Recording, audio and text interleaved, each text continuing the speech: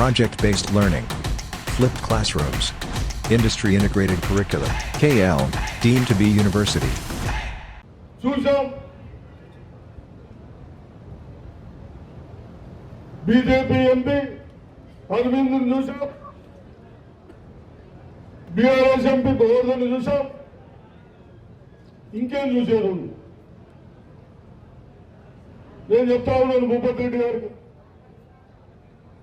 నేను ఒక్కరిని ఇరిగేషన్ మంత్రిగా రాజశేఖర్ రెడ్డి గారు మనకు అల్లీసాగర్ లిఫ్ట్ శాంక్షన్ చేసినా అది చేయని తర్వాత నా ప్రజలు గతంలో నిజాం కట్టిన నిజాం సాగర్ పూడికలు అయిపోయిన తర్వాత 1,00,000 ఎకరాలకు నీళ్ళు వస్తలేవు. మనం అందరం ఎందుకు బాగుపడ్డాం? వేరే డిస్ట్రిక్ట్ మనకేం డిఫరెంట్? ఆయన నిజాం పుట్టాల, ఆయన షుగర్ ఫ్యాక్టరీ తెచ్చి ప్రాజెక్టు కట్టి 30 టీఎంసీలతో శ్రీరామ్ సాగర్ వరకు 2,70,75 ఎకరాలకు నిర్మించారు. కానీ పుడుగు వస్తుంటే రాజశేఖర్ రెడ్డి వారి దృష్టికి పోయిన తర్వాత అల్లీసాగర్ గుర్తు పెట్టాం. నేను మినిస్టర్ అయినా కూడా నా ప్రజలకు ఇబ్బంది అవుతా ఉంటుంది, నెగ్లెక్ట్ చేస్తూ ఉన్నారు కాబట్టి 2021 స్టార్ట్ చేశాం. ఈ కేసీఆర్ వచ్చినా కూడా దరిద్రుడు స్వార్థాల కొరకు 200 కోట్లు ఇస్తే సిరికొండ వరకు నీళ్లు పోయింది. పైపులు వేసి మంచి ఊరు మునిగిపోతుందని చెప్పి ప్రాజెక్టు పెట్టమని చెప్పి స్వార్థాల కొరకు 200 కోట్లు ఇచ్చేదానికి 2,000 కోట్లు ఖర్చు పెట్టారు. దాన్ని కూడా మన భూపతి రెడ్డి గారు ఎమ్మెల్యే గారు నేను మొన్న మాట్లాడాం. పాత డిజైన్ చేస్తే బాగుంటుందా, కొత్త డిజైన్ చేస్తే బాగుంటుందని మా ఆలోచనలు వద్దు, మీ ఇంజనీర్లు చెప్పమని చెప్పారు. వాళ్ళు టైం ఇస్తూ ఉన్నారు. తప్పనిసరిగా అవన్నీ పరిశీలించిన తర్వాత మన ప్రజలకు ఒక్కటే మా ఆలోచన ఏముందంటే, మనకు 6 గంటలకు నీళ్లు రావు, కేసీఆర్ దౌర్జన్యం చేసినట్టు రావు. మనకు వర్షం కానీ బోర్లు కానీ దానికి తోడే ఉంటాయి. ఒక 3-4 టన్నులకు నీళ్ళు వస్తాయి, కట్టుకున్నాం అంతేనా? ఇప్పుడు దాన్ని కంప్లీట్ చేసుకుంటాం. అదేవిధంగా కేసీఆర్ గారి గురించి ఇప్పుడే మిత్రుడు మహేష్ గౌడ్ చెప్తా ఉన్నారు. మహేష్ గౌడ్ గారు కేటీఆర్ పోయి హరీష్ రావు పోయి ఈ భూములు ఎండిపోయినాయి, పంటలు ఎండిపోయినాయి అని చెప్తా ఉన్నారు. అరే దుర్భాగ్యులారా, మీ స్వార్థాల కొరకు, మీ కమిషన్ల కొరకు ప్రాజెక్టులు ఏదైనా ఫౌండేషన్ దొరకకుండా సగంకి లేచేసి మీరు మొత్తం డబ్బులు లేపేసి అప్పుడు నీళ్లుంటాయా? నీళ్లు వాస్తవాలు గమనిస్తాయి. ఎక్కడైతే వీడి ఏలే కాబట్టి కిందికి తోట్ల ఇవన్నీ క్రాస్ వచ్చాయి. మహేష్ ఇంకోటి చెప్తా ఉన్నాను, మన ముఖ్యమంత్రికి మనం పోయినప్పుడు గంట ముందుగా వితౌట్ ఇంజనీర్లు తీసుకుపోవాలని చీఫ్ ఇంజనీర్ ఈఎన్సీగా పనిచేసే వాళ్ళని ఆ ప్రాజెక్టు దింపితే మొత్తం కొట్టుకుపోతే 4-5 కోట్లు పోతాయని చెప్తా ఉన్నారు. అటువంటి మీ ప్రాజెక్టు కట్టి, మీ స్వార్థంలో కట్టి, మీ కాన్స్టిట్యూన్స్ లో నీళ్లు ఇస్తామని ఆశలు చెప్పి ఆ ప్రాజెక్టు పోతే కాంగ్రెస్ రాగానే పొలాలు ఎండిపోతున్నాయని చెప్తారు. గాంధులు నరేష్ రావు మీరు చేసిన డబ్బులే ఇరిగేషన్ మినిస్టర్ ఉన్నప్పుడు మీ స్వార్థాల కొరకు మా ప్రజల బొట్టలు కొట్టారు. కాబట్టి నేను రైతులకు చెప్తా అడుగుతా ఉన్నాను, దయచేసి ఆ దుర్మార్గుల మాటలు వినకండి. వాళ్ళ స్వార్థాల కొరకు సక్సెస్ అయితే మా ఏదో నీళ్ళు వచ్చినట్టు చేసుకుంటాం. ప్రాజెక్టే పోయారు. వీళ్ళు ఎక్కడ గెలుస్తారంటే కాంగ్రెస్ వస్తే సరే వాళ్ళు ఎక్కడ గెలుస్తారు? ఇదా ఏదో ఒక ఛాన్స్ దొరికితే ఇన్ని రోజుల్లో 100 రోజుల్లో అందరు చెప్పారు నువ్వు ఇన్ని సంవత్సరాలు ఉద్యోగాలు లేకుంటే నా పిల్లలు తల్లిదండ్రులు చదివించడం భూములు లేవు, ఉద్యోగాలు దొరికితే కుటుంబాలు పోషించుకునే విధంగా పిల్లలు అవుతారంటే అటువంటి వాళ్ళ కనీసం జాబులు ఇయ్యక ఈ స్వార్థాల కొరకు మా ప్రజల పేరు మీద 7 లక్షల కోట్ల రూపాయలు బాకీలు పెట్టి ఎక్కడ జాబ్ ఇవ్వకుండా ఈ వచ్చిన 3 నెలల్లో 30,000 ఉద్యోగాలు ఇచ్చాం. ఈ స్వార్థాల కొరకు బీజేపీ అభ్యర్థి ఎవరున్నారు?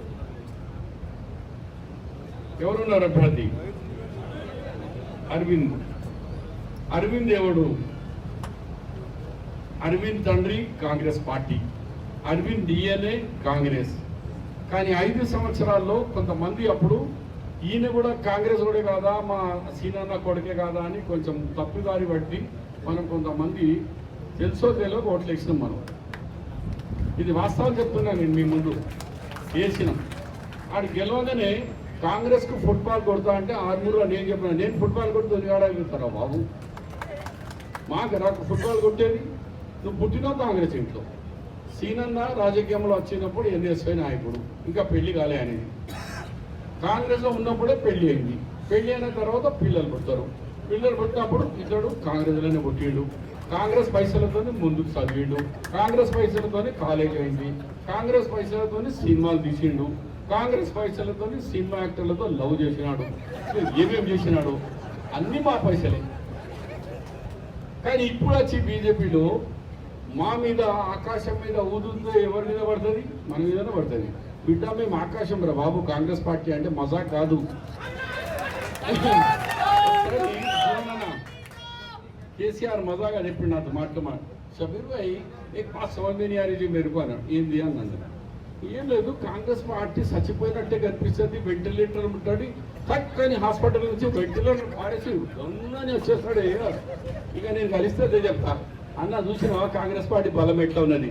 హాస్పిటల్కి లేచి వచ్చినాం కదా, కాంగ్రెస్ పార్టీ నామరూపం లేకుండా చేస్తా అన్నాడు. ఇవాళ ఏమైందిరా కేసీఆర్, నీకు నీ బిడ్డ ఆడ జైల్లో ఉన్నది.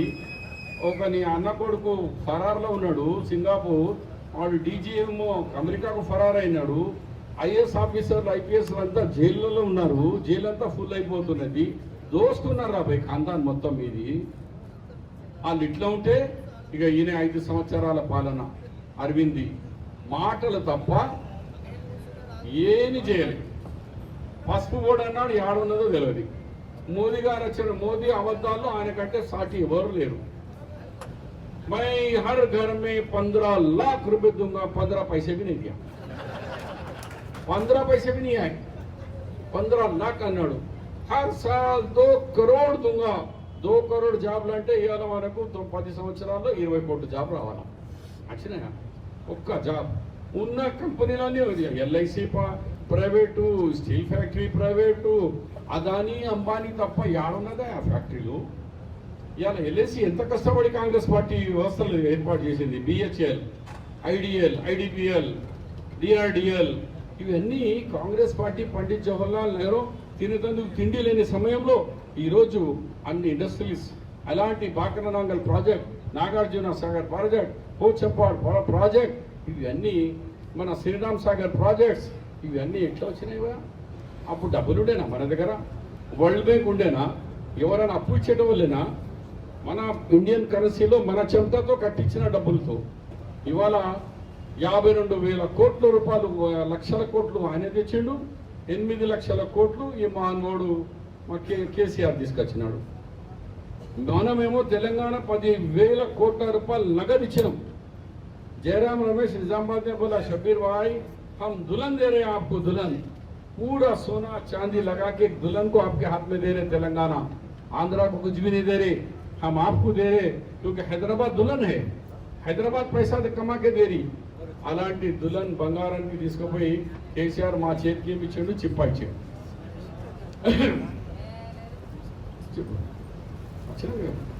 మా మహేష్ కుమార్ ఎమ్మెల్సీ గారు వర్కింగ్ ప్రెసిడెంట్ గారు కూడా పైకి రావాలనుకోవచ్చు. అయితే మాకేమి ఇచ్చిండు, చిప్ప ఇచ్చిండు. అయినా చూడండి 100 దినాలు కాకముందు 90 రోజుల్లో 31,000 జాబ్ ఇచ్చిన సత్తా రేవంత్ రెడ్డి ప్రభుత్వం, కాంగ్రెస్ పార్టీ ప్రభుత్వం, రాహుల్ గాంధీ, సోనియా గాంధీ ఇచ్చిన మాటల్లో 31,000 9,000 పోలీసులకు ఇచ్చినాం, 14,000 జాబ్స్ ఓన్లీ స్కూల్ మన ముఖ్యమైన ఎడ్యుకేషన్ అండ్ హెల్త్ ఈ రెండుంటి కలిపి మనం 14,000 ఇచ్చినాం. అట్లాగే మా మిత్రుడు కిసాన్ సెల్ అధ్యక్షుడు అంటే ఈ మధ్య సీడ్ డెవలప్మెంట్ కార్పొరేషన్ అధ్యక్షుడు నియామకం అయినటువంటి అన్వేష్ రెడ్డి గారు, మా చిన్ననాటి మిత్రుడు తాహర్ బిన్ గారు, నేను 1981 సమితి అధ్యక్షుడు ఎన్నికైనప్పటి నుండి కూడా వారితో నాకు అత్యంత సాన్నిధ్యం ఉంది. తాహర్ బిన్ గారు నిజామాబాద్ పట్టణ కాంగ్రెస్ అధ్యక్షుడు, నేను శాసన మండలి సభ్యుడిగా పోటీ నిలిచినప్పుడు ఏదైతుందో ఒక కార్యకర్తగా భావించేది అవుతుందో నా ఎన్నిక కోసం అసలు పూర్తి చేసినటువంటి మా నిజామాబాద్ సోదర కాంగ్రెస్ కార్యకర్తలు మిత్రుడు కేర్ గారు, మా సోదరి ఆకుల లలిత గారు, ఇంకా ఇతర ప్రాంతాల నుండి తెచ్చినటువంటి కాంగ్రెస్ నాయకులు, ఇక్కడ వాస్తవంగా ఏదైతుందో పార్లమెంట్ సభ్యత్వం ఆశించడం సహజమని చెప్పట్టున్నాయి. కానీ ఇలా పార్లమెంట్ సభ్యత్వం ఎంపికలో ఏదైతుందో ఏకాభిప్రాయం వ్యక్తమయ్యే విధంగా చెప్పట్టున్నా. మరి ఏదైతే కొన్ని సందర్భాలలో మిత్రులు పార్లమెంట్ సభ్యత్వం ఆశించినప్పటికీ కూడా నా అభ్యర్థిత్వం పరిశీలనకు వచ్చినప్పుడు ఏదైతుందో వారికి సుముఖత వ్యక్తం చేయడమే కాదు, ఏ పరిస్థితుల్లోనైనా జీవన్రెడ్డి గారి యొక్క అభ్యర్థిత్వం ఇక్కడ నిర్ణయం చేయలేని పరిస్థితుల్లో మమ్మల్ని కూడా పరిశీలించాలని చెప్పి మాత్రం పేర్కొనడం జరిగిందని చెప్పండి. నేను నిజామాబాద్, కరీంనగర్ 2 పార్లమెంట్ నియోజకవర్గాలతో ఉన్నటువంటి సంబంధ దృష్ట్యా కాంగ్రెస్ పార్టీ అధిష్టానం ఏదైతుందో నిజామాబాద్ తో పాటుగా కరీంనగర్ పార్లమెంట్ నియోజకవర్గానికి సంబంధించి కూడా అభ్యర్థిత్వాన్ని పరిశీలింపజేయడం జరిగింది. ఆ పరిస్థితులలో ఏదైనా పరిస్థితుల్లో జీవన్రెడ్డి గారి ఇక్కడి నుండి మరి నిర్ణయం ఎంపిక చేయడంలో వేరే నిర్ణయం జరిగితే మమ్మల్ని కూడా పరిశీలించడానికి మా మిత్రులు కోవడం జరిగిందని ఏదైనా కానీ వల్ల యావత్ నిజామాబాద్ జిల్లా కాంగ్రెస్ పార్టీ నాయకత్వం, కార్యకర్తలు, మిత్రుల అభిమానులందరూ కూడా ఇంత పెద్ద ఎత్తున రేపు రాబోయేటువంటి ఎన్నికల్లో మరి మన గెలుపు కోసం పాటుపడే విధంగా ముందుకు వచ్చినందుకు ముందుగా మీ అందరికీ శిరస్సు వహించి కృతజ్ఞతాభివందనాలు తెలియజేస్తామని చెప్పండి. వాస్తవంగా ఎన్నికే కానీ ఒక విధంగా పరీక్ష సమయం చెప్పండి. మళ్ళీ ఎన్నిక కూడా మనకు పరీక్ష సమయం లాంటిదని చెప్పండి. మిత్రులు పేర్కొన్నట్టు మొన్నటి శాసనసభ ఎన్నికల్లో అసలు వాస్తవంగా రాష్ట్రంలో ఈ టిఆర్ఎస్ పార్టీ దీన్ని అధిగమించి కాంగ్రెస్ గెలుస్తుందా అనేటువంటి ఒక అభిప్రాయం ప్రజలు చర్చలు ఉన్నాయని చెప్పంటారు. కానీ ఎప్పుడైతే రేవంత్ రెడ్డి గారు పిసిసి అధ్యక్షుడిగా వారు నియామకం చేయబడి బాధ్యత చేపట్టడం జరిగిందో ఇలా ప్రజల్లో కార్యకర్తలు ఒక విధమైన విశ్వాసం పెరిగిందని చెప్పి చెప్పక తప్పదని చెప్పండి. మీతో మహేష్ గారు పేర్కొన్నట్టు ఎట్లెట్లయితే ఎన్నికల సమయం సమీపించిందో ఇలా రాష్ట్రంలో తప్పకుండా కాంగ్రెస్ పార్టీ ప్రభుత్వం ఏర్పాటు చేస్తుందనే ఒక భావన ప్రజల్లో ఏర్పాటు కాబట్టడం, ఇలా రాష్ట్రంలో ఏదైతుందో ఇలా కాంగ్రెస్ పార్టీ ప్రభుత్వం ఏర్పాటు కాబట్టడం అనేది మన కళ్ళ ముందు ఉన్న సత్యమని చెప్పండి. అట్లా పార్లమెంట్ ఎన్ని కూడా చెప్పంటు నేను అందరూ భావిస్తుండ్రు అసలు ఎన్డీఏ మోడీ గారిని మరి ఎదిరించగలిగేటువంటి రాజకీయ పార్టీ దేశంలో ఉందా అని చెప్పని అనుకుంటున్నా చెప్పండి. కానీ నేను చెప్తున్నా, నేను మిత్రులు పేర్కొన్నట్టు ఏదైతుందో మనం ఒక్కసారి గంట 2004-14 మధ్య కాలంలో జాతీయ స్థాయిలో యూపీఏ ప్రభుత్వం అధికారంలో ఉన్నది. యూపీఏకి ఏర్పడిన సోనియా గాంధీ గారి యొక్క ఆధ్వర్యంలో మన్మోహన్ సింగ్ గారు ప్రధానమంత్రిగా బాధ్యతలు నిర్వర్తించిందని చెప్పండి. మిత్రులు మధుయాష్ గారు పార్లమెంట్ సభ్యుడిగా బాధ్యత నిర్వర్తించారు. 2014లో ఎన్డీఏ ప్రభుత్వం అధికారానికి వచ్చింది, మోడీ గారు ప్రధానమంత్రిగా బాధ్యతలు చేపట్టారు. ఆనాటి 10 సంవత్సరాల పాలనకు ఈ 10 సంవత్సరాల పాలనకు ఒకసారి బేరీజు వేయాలని చెప్పండి.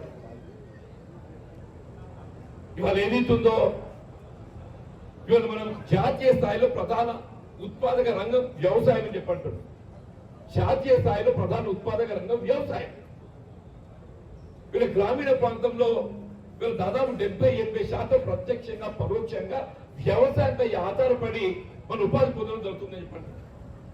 అటువంటి వ్యవసాయ రంగాన్ని బలోపేతం చేయవలసిన బాధ్యత జాతీయ స్థాయిలో ఏ ప్రభుత్వం అధికారంలో ఉన్నా ఆ ప్రభుత్వం ఒక బాధ్యత అని చెప్పంటున్నాం.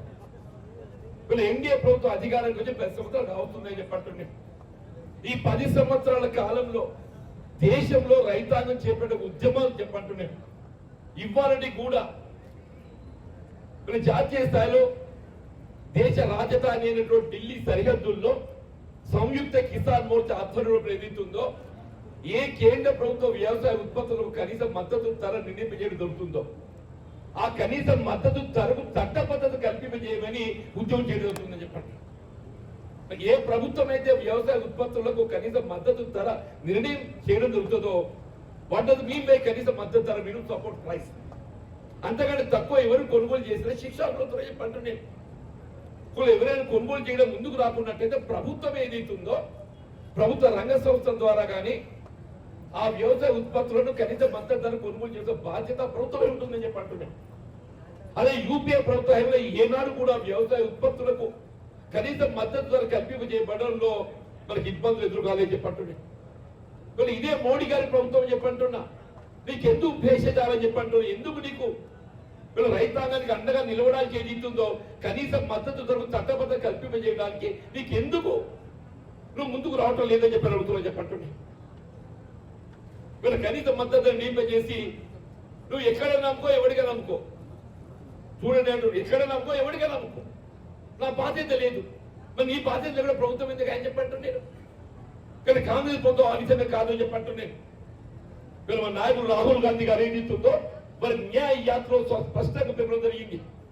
కనీస మద్దతు రైతాంగానికి అండగా నిలబడే విధంగా వ్యవసాయ ఉత్పత్తులకు నిర్ణయింపజేసే కనీస మద్దతు ధరకు చట్టబద్ధత కల్పింపచేసి యావత్ భారత రైతాంగానికి ఏది ఇస్తుందో అండగా నిలబడి దొరుకుతుందని చెప్పని వారి న్యాయ యాత్రలో రాహుల్ గాంధీ గారు స్పష్టంగా పెరగడం చెప్పండి.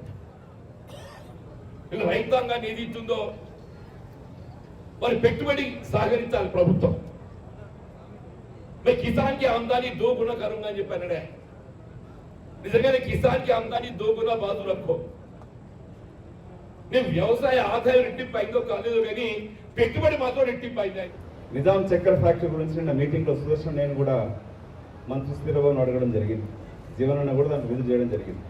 నడుస్తున్న చక్కెర ఫ్యాక్టరీని 100 రోజులలో స్వాధీనం చేసుకుందని చెప్పి నాకు కళ్ళబొల్లి మాటలు చెప్పిన కవిత టీఆర్ఎస్ పార్టీ నాయకులు అప్పుడు చక్కెర ఫ్యాక్టరీని మూసేసారు. తెప్పించడం కాదు, ఫ్యాక్టరీ నడుస్తుండే కాంగ్రెస్ హయాంలో. అప్పుడు కాంగ్రెస్ పార్టీ ప్రభుత్వం ఉన్నప్పుడు చక్కెర రైతుల కొరకు ప్రభుత్వం ద్వారా అధికంగా కూడా నిధులు ఇచ్చి కూడా ఆదుకోవడం జరిగినది. కానీ తెప్పించడం పక్కన పెట్టి నడుస్తున్న చక్కెర ఫ్యాక్టరీ మూసేయడం జరిగింది. ఇవాళ కాంగ్రెస్ పార్టీ నిన్న ముఖ్యమంత్రి గారి దగ్గర పొలిటికల్ అఫేర్స్ కమిటీ మీటింగ్ కూడా అడగడం జరిగింది. రేపు నిజామాబాద్కి వెళ్ళి మేము మన అభ్యర్థి ప్రజల మనిషి ప్రజానాయకుడు జీవన్ రెడ్డి గారిని కాంగ్రెస్ పార్టీ అభ్యర్థిగా ప్రకటించినప్పుడు మేము నిజామాబాద్ ప్రజలకు వెళ్ళినప్పుడు ఏం చెప్పాలన్నప్పుడు చక్కెర ఫ్యాక్టరీ తెప్పించడానికి నిర్ణయం తీసుకోవడం జరగడం జరిగింది. అప్పుడు 50 కిలోమీటర్ల పైన పెద్దల సుదర్శన్ గారు నేను కూడా పాదయాత్ర చేసినాం చక్కెర ఫ్యాక్టరీ తెప్పించడం కొరకు. కానీ 10 సంవత్సరాలు ఈ నిజామాబాద్ జిల్లాని తెలంగాణ దోచుకున్న టీఆర్ఎస్ కుటుంబం, కల్వకుంట్ల కుటుంబం, మీరు ఇక్కడ స్టేజ్ మీద నాయకులు చూడండి. జీవనాన్ని ఎన్ని ఏళ్ళ నుంచి రాజకీయాలు ఉన్నాడు సుదర్శన్ రెడ్డి గారు. కానీ నేను 10 సంవత్సరాల పార్లమెంట్ సభ్యుడు ఉన్నా కూడా ఏ ఒక్క అవినీతి ఆరోపణ లేదు, కూడా వేలెత్తి చూపలేడు. కానీ వాళ్ళు దుర్మార్గులు సొంత పేర్ల పైన భవనాలు కట్టుకున్నారు, ప్రభుత్వ భూములు లాక్కున్నారు, కోర్టులు ఎదిగినారు. కానీ నిజామాబాద్ జిల్లాకి ఏం తీసుకొచ్చారు? ఒక ప్రాజెక్టు తెచ్చిగా ఉన్న ప్రాజెక్టులు మూతపడతా ఉన్నాయి. వీళ్ళు దోచుకున్న సొమ్ము దాచుకోవడానికి కొరకే ఇవాళ మళ్ళీ చంద్రశేఖరరావు అంటున్నాడు ఉద్యమం చేస్తాడు. ఎవరి కొరకు ఉద్యమం చేస్తాడు? తెలంగాణ ఆకాంక్షను అడ్డం పెట్టుకొని అధికారానికి వచ్చి తెలంగాణ ఆస్తులు దోచుకోవడానికి పనికొచ్చింది తప్ప ఇప్పుడు దోచుకున్న ఆస్తులను కాపాడడానికి కొరకు తండ్రి, అల్లుడు, కొడుకు మళ్ళీ ఉద్యమం చేస్తాను మాట్లాడుతూ ఉంటారు. బిడ్డ మాత్రం జైలు పోయి కూర్చున్నది. ఇవాళ మీ అందరితో విజ్ఞప్తి ఏంటంటే పెద్దలు ఇందులో సుదర్శన్ గారు చెప్పినట్టుగా జీవన్ రెడ్డి అన్న గారిని పార్లమెంట్ సభ్యుడిగా నియమించడానికి కొరకు గౌరవ సోనియా గాంధీ గారు, ఖర్గే గారు, రాహుల్ గాంధీ గారు కూడా ఆలోచించి నిర్ణయం చేయడం జరిగింది. కేంద్రంలో 10 సంవత్సరాల ప్రభుత్వాలు మారుతూ ఉన్నాయి. రేపు యూపీఏ తిని ఇండియా ప్రభుత్వం ఏర్పడబోతున్నది. మరి ప్రకటించిన 13 స్థానాలలో కూడా అత్యంత సీనియర్ వ్యక్తి అనుభవజ్ఞుడు, ఎల్లకాలం ప్రజలతో ఉండే జీవన్ రెడ్డి గారిని నిజామాబాద్ పార్లమెంట్ సభ్యుడి కాంగ్రెస్ అభ్యర్థిగా ప్రకటించడం జరిగింది. వారి మనందరం గెలిపించుకోవాల్సిన బాధ్యత ఇక్కడ వేదిక మీద ముందున్న వాళ్ళకి, ముందు వేదిక పైన ఉన్న వాళ్ళందరూ ఒక బాధ్యత గుర్తిస్తూ నిజామాబాద్ పార్లమెంట్ నియోజకవర్గ ప్రజలందరికీ కూడా విజ్ఞప్తి, 10 సంవత్సరాలు కాంగ్రెస్ పరిపాలన ఉన్నప్పుడు అప్పుడు మంత్రిగా చేసిన సురేష్ రెడ్డి గారు కానీ, నేను కానీ, ఎంపీగా ఉన్నప్పుడు కానీ ఏ ఒక్క అవినీతి ఆరోపణలు లేకుండా గుత్పాలి సాగర్ ప్రాజెక్ట్ కంప్లీట్ చేయడమే కాకుండా, పాస్పోర్ట్ ఆఫీస్ తీసుకురావడమే కాకుండా, నిజామాబాద్ పట్టణానికి కొరకు అలీసాగర్ యొక్క ఎత్తు కూడా పెంచిన చర్యలు తీసుకుని చర్యలు సురేష్ గారు చేస్తారు. అంటే ఎల్లకాలం నిజామాబాద్ పార్లమెంట్ నియోజకవర్గం ఈ ప్రాంత అభివృద్ధి కొరకు పనిచేయడం జరిగింది. కానీ గత 10 సంవత్సరాలలో 5 ఏళ్ళు ముఖ్యమంత్రి కూతురు ఉన్న కవిత ఏం తీసుకొచ్చి చేసింది. ఆఫ్టర్ ఒక అపార్ట్మెంట్లో ఉంటుండే బతుకమ్మ పేరుతో బతుక నేర్చి బంగారు బతుకమ్మ అంటూ దోచుకున్నది. ఇవాళ ఆడదయ్యి ఉండి కూడా, నేను ఒక గౌడ కులస్తునయ్యి ఉన్నా కూడా కళ్ళు మామలతో సాలకు సంబంధం లేదు. ఇక్కడ దోచుకుంది దాదాపు సిగ్గు లేకుండా ఢిల్లీ కుంభకోణం లెక్కింది. కాదు 100 కోట్ల కుంభకోణం కాదు, 100 కోట్లు ముడుపులు చెల్లించింది. మొత్తం కుంభకోణం 3,200 కోట్లు వీళ్ళు దోచుకున్నది. 3,200 కోట్లు. ఇవాళ సిగ్గు లేకుండా జైలు నుండి జై తెలంగాణ అని మాట్లాడుతూ ఉన్నారు. కానీ తెలంగాణకే ప్రాణాలు అర్పించిన బిడ్డల తల్లిదండ్రులు అర్థనాదాలు ఇంకా వినబడతా ఉన్నాయి. కనీసం వాళ్ళ కాటికి సహాయం అందలే, ఆ కుటుంబాలను ఆదుకోవడం జరగలేదు. కానీ కల్వకుంట్ల కుటుంబం ఇవాళ కోట్ల పెరిగినది. తమ్మి తారక రామారావు చాలాసార్లు మాట్లాడుతూ ఉన్నాడు. అదే ముఖ్యమంత్రి పైన, కేసీఆర్ పైన మాట్లాడినప్పుడు ఏం మాట్లాడుతూ ఉండే, ఇవాళ ప్రజలతో ఎన్నుకోబడ్డ ప్రజానాయకుడు ఒక సామాన్య మధ్యతరగతి కుటుంబం నుంచి వచ్చి ఎదిగి కాంగ్రెస్ పార్టీ అనుగ్రహంతో ముఖ్యమంత్రి ఏదైనా రేవంత్ రెడ్డి గారి పైన ఒక ముఖ్యమంత్రి స్థానం వ్యక్తిని తీర్పుతటా చేస్తారని మనకు మాట్లాడుతూ ఉన్నాడు. దీని ప్రతిఫలం ఖండించడమే కాకుండా కండకావలంతో మాట్లాడుతున్న కేటీఆర్ బుద్ధి చెప్పాల్సిన అవసరం కూడా ఉన్నది. వాళ్లకు మతి భ్రమించిపోయింది. వాడు అధికారం కోల్పోతామని అనుకోలేదు. పిచ్చెక్కినట్టు మాట్లాడుతూ ఉన్నాడు. ఇక అల్లుడు హరీష్ రావు మాటలు పక్కన పెట్టండి. లబ్బర్ చుట్టూ తిరిగే వ్యక్తికి వాళ్ళ వేలాది కోట్ల టికెట్లు వచ్చినాయి. ఎక్కడ భూ కబ్జాలు చూసినా, ఎక్కడ జాగగాను పడితే దోపిడీ చేసింది ఈ కుటుంబమే. వాళ్ళ అవినీతి వాళ్ళ కలెక్షన్ ప్రాజెక్టులు 1,00,000 కోట్లు అనుకుంటే, ఒకవేళ 4-5 కోట్లకి తీసుకొచ్చి ఉంటే ఇవాళ నిజామాబాద్ తెలంగాణ యూనివర్సిటీ ఎంత అభివృద్ధి జరిగేది. మెడికల్ కాలేజ్ ఒకటే మనం తీసుకొచ్చిన సమయంలో ఉన్నది. తర్వాత ఏమైనా ఏం చేసింది, ఒక పరిశ్రమలు కూడా ఇక్కడ రాలేదు. మీ అందరితో విజ్ఞప్తి ఏంటంటే, 10 సంవత్సరాల బీఆర్ఎస్ పరిపాలన, మీరందరూ కూడా ఉన్నారు, పాత్రికేయ మిత్రులు ఇప్పుడు ఉన్నారు. తెలంగాణ ఉద్యమం కొరకు అందరం పోరాటం చేసినాం. తెలంగాణ పదాన్ని కూడా తీసేసిన దుర్మార్గుడు ఈ బీఆర్ఎస్ పార్టీ నాయకుడు. వాడు తెలంగాణలో ఓట్లు అడిగే హక్కు కూడా ఈ బీఆర్ఎస్ పార్టీకి లేదు. వాడు వారంటీ కథమైంది కాబట్టి తెలంగాణ పదాన్ని తీసి బీఆర్ఎస్ అని పెట్టుకున్నాడు. వాళ్ళ బీఆర్ఎస్ పార్టీ అభ్యర్థిగా పనిచేస్తున్న బాధిరెడ్డి గోవర్ధన్ రాజకీయ జీవితం కూడా కాంగ్రెస్తో జరిగింది. ఏ విధంగా ఈ 5 ఏళ్లలో ఎమ్మెల్యేగా ఉన్నప్పుడు 10 ఏళ్ళు ఏం దోచుకున్నాం మీ అందరికీ తెలుసు. గత ప్రభుత్వం యొక్క పరిపాలన పెద్దలు సోషల్ గా చెప్పినట్టు ఆలోచన చేయండి. మరిన్ని వీడియోస్ కోసం ఛానల్ ని సబ్స్క్రైబ్ చేయండి. లేటెస్ట్ అప్డేట్స్ కోసం వాట్సాప్ ఛానల్ ని ఫాలో చేయండి. అండ్ లింక్ డిస్క్రిప్షన్ లో ఉంది.